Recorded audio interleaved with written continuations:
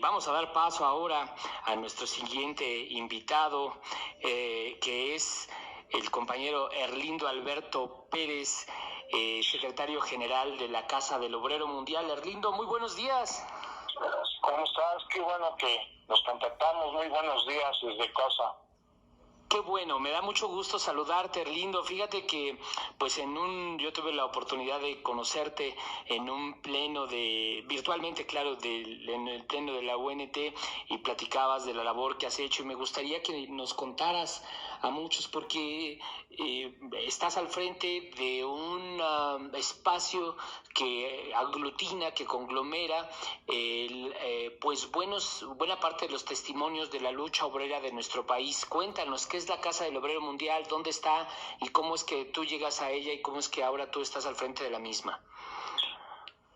Bien, pues mira, la Casa del Obrero Mundial surgió en el año 1912 por una propuesta de Ricardo Flores Magón, que en aquellos años se encontraba preso en la prisión de Livingston, ¿verdad? Y pues bueno, las ideas anarquistas de Ricardo Flores Magón se compaginaron con el movimiento obrero de Chicago, con lo cual a través del señor Samuel Gompers, el líder sindical por excelencia en los Estados Unidos, fue quien retomó el movimiento que nació a través del martirio de los mártires de Chicago, perdón la redundancia. Uh-huh.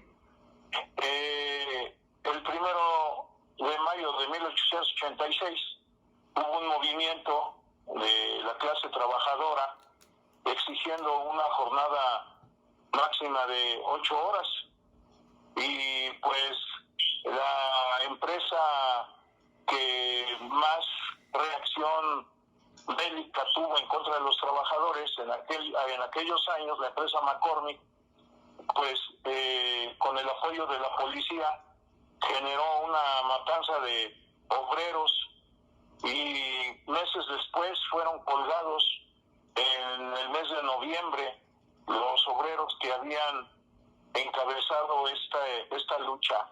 Bueno, pues ya para los finales de los años 1800, pues Ricardo Flores Magón, alimentado con toda esta lucha obrera, propone que se haga un movimiento similar en México, y pues bueno, se funda con esta ideología y impulsado con las luchas de Cananea y Río Blanco, pues se hace un conglomerado de organizaciones obreras y se forma la Casa del Obrero. Posteriormente, esto fue el 22 de septiembre de 1912, y posteriormente, el 1 de mayo de 1913, se convoca a la primera marcha del 1 de mayo aquí en México. Uh-huh. Y pues desde entonces hasta ahora, que por motivo de la pandemia de COVID-19 fue suspendida esta marcha, pues desde aquellos años se mantuvo esta tradición, este llamado del proletariado hacia la clase pudiente, hacia los capitalistas, la fuerza que tiene el movimiento obrero organizado, unido, de tener un día de descanso con goce de sueldo. Es como una pequeña huelga, es el logro de las conquistas que se manifiestan a través del 1 de mayo y que fueron votadas en la Segunda Internacional que se llevó a cabo en Europa. Y pues bueno, es una riqueza grandísima lo que alberga el 1 de mayo y la lucha obrera. Pero posteriormente, ¿qué hizo la Casa del Obrero? Pues la Casa del Obrero, después de haber iniciado ese movimiento internacional histórico en México y en Latinoamérica, porque fue un ejemplo, pues participó en la lucha maderista en la lucha posteriormente ya para defender el movimiento constitucionalista de Venustiano Carranza, y se conformando los gloriosos batallones rojos. Estos batallones rojos fueron conformados por obreros básicamente de Río Blanco, porque se conformaron en Orizaba, sí, y de ahí salieron a luchar hacia Celaya, al frente del general Álvaro Obregón, que como recordamos fue quien derrotó al general Francisco Villa allá en Celaya. Después de la derrota de Villa en Celaya,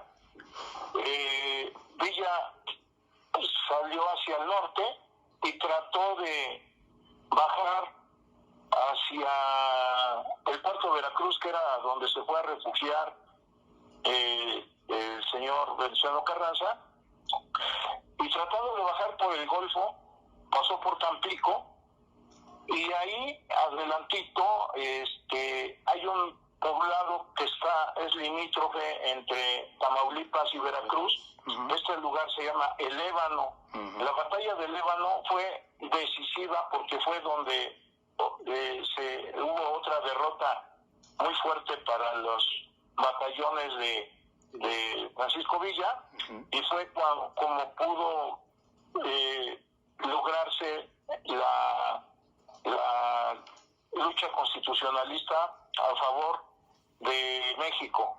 Entonces, son dos momentos muy importantes que vivió la Casa del Obrero, y que posteriormente, después de esa lucha, por órdenes también del señor Venustiano Carranza, pues lo mandó disolver, porque después de la decena trágica, la situación económica de la Ciudad de México era muy grave. Entonces los patrones pagaban con lo que la clase obrera denominó bilimbiques. Estos bilimbiques eran moneda que se acuñaba, se les pagaba el sábado, y para el lunes, ante una fuerte devaluación, pues ya no valía nada. Entonces, ante estas afectaciones económicas a la clase obrera, la Casa del Obrero Mundial, a través de un sindicato que todos recordamos muy bien, el sindicato de trabajadores de la Compañía de Luz, de tranviarios, que aún existe, sí, los dos existen, sí, y el sindicato de trabajadores de la fábrica de armas. Esos tres sindicatos pararon las actividades de la Ciudad de México, y con el desagrado hacia el presidente, pues los mandó disolver. Incluso mandó fusilar a 3 compañeros, una mujer y 2 hombres, que fueron fusilados por encabezar estos movimientos. Ahí fue la parte en donde concluyó la Casa del Obrero, que bueno, me salté un poquito al no decir que fue fundada en la calle de Matamoros 105, Colonia Morelos, en las calles de Tepito. Que pues bueno, debido a que la Casa del Obrero se fundó ahí, es la razón por la cual las calles que circundan esa zona pues tienen nombres de oficios como albañiles, carpinteros, hortelanos, impresores. Bueno, pues esta es la influencia que tuvo la Casa del Obrero, pero siempre fue un ente incómodo, porque pues la clase proletaria siempre incomoda a la clase pudiente. Entonces han tratado de apagar esta historia verdadera y tangible del pueblo de México. Sí.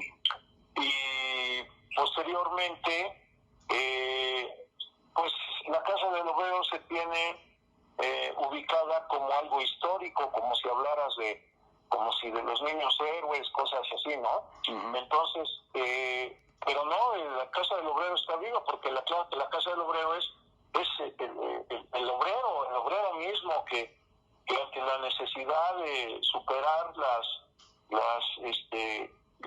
gravedades, las situaciones económicas y de salud de su familia, pues se une y es como hemos sacado adelante tanto pues la Constitución del 17, porque de la Casa del Obrero salieron grandes ideólogos, en donde ahí surgió el artículo 123, ¿verdad? Entonces ya tenemos ahí grandes próceres que han estado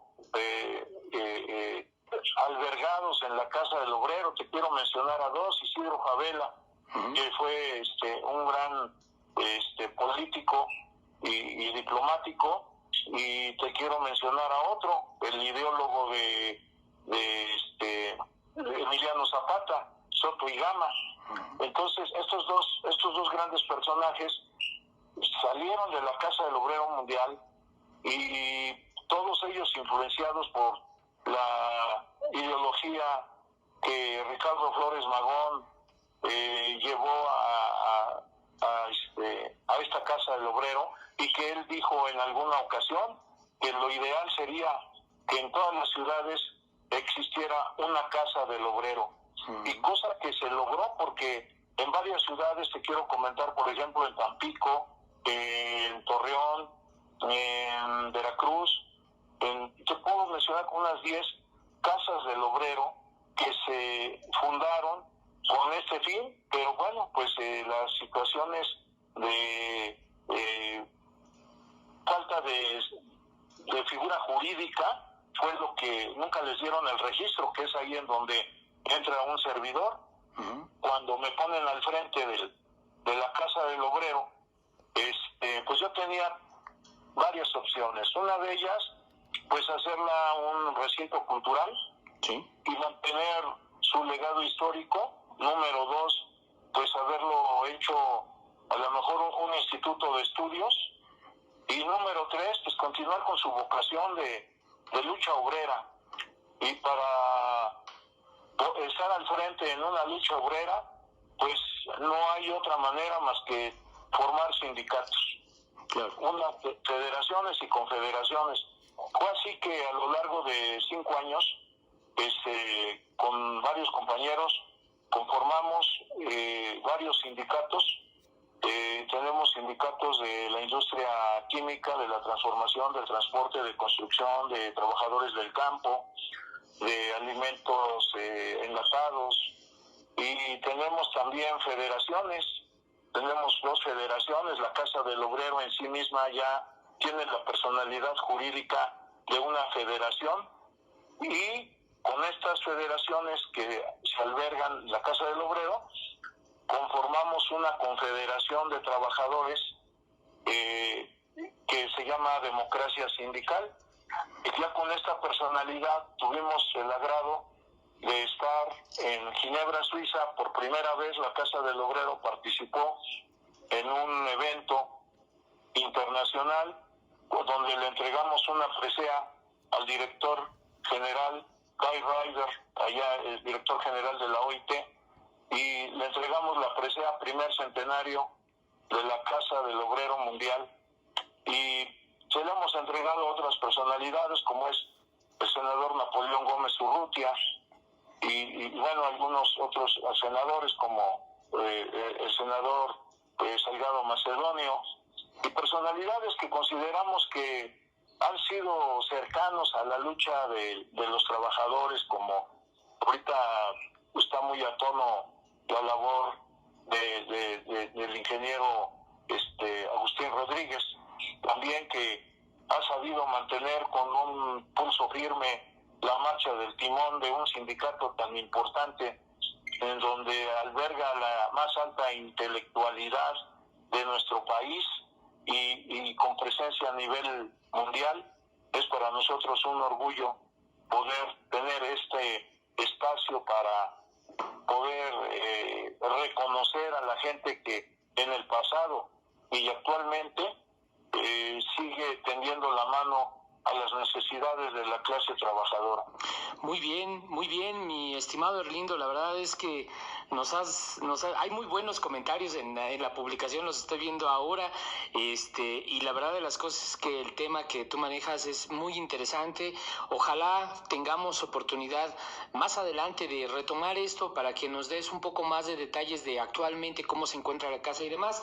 El tiempo se nos ha ido un poquito, pero de verdad agradecemos muchísimo que nos hayas tomado la llamada y te invito a que no sea esta la última vez, a que sigamos en contacto y a que en una próxima charla platiquemos un poco más de cuál es el estado actual de la casa, qué podemos encontrar y pues cómo podemos irnos sumando para dar la difusión del legado histórico que tiene esta casa. Muchísimas gracias, Erlindo.